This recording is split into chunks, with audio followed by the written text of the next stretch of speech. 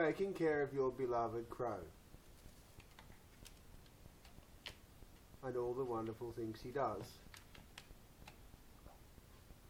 It requires patience and a bit of forethought.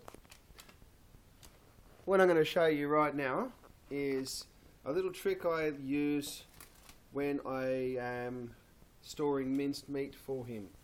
Now, I don't eat meat myself, right? But he does from time to time. Sometimes he'll get into it, then he won't, then he will, then he won't. And so you go and buy something like a box like this, right? You go and buy some of that stuff, but you want to store it for later on.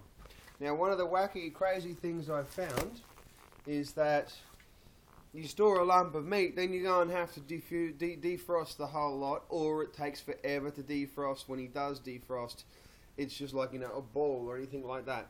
So the way I've found to do my mince is this, and I'll just put that there. Right. I'll get a piece about that big, right? Which is what that's about a golf ball and a half size, right? Stick it in a freezer bag or a lunch bag, whatever, and then I press it down nice and flat. Okay. Now we press it down nice and flat, probably about the thickness of a McDonald's hamburger patty, or a little bit thinner than that. Okay. And there you go. You got it like this, and I stick them in the freezer,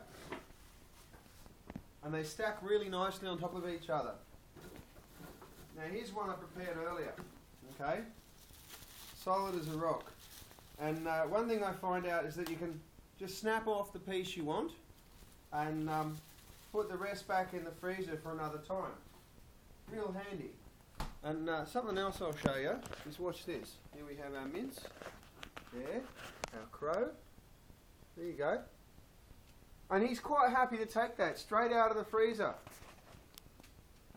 Right, and he'll go for it, smash it up and eat it when he's in the mood, if he hasn't just been eating pasta.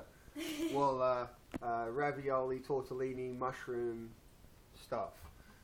Give me that back, 'cause I don't want it rotten up there, but you get the idea anyway. So that's how I look after my minced meat. Power off.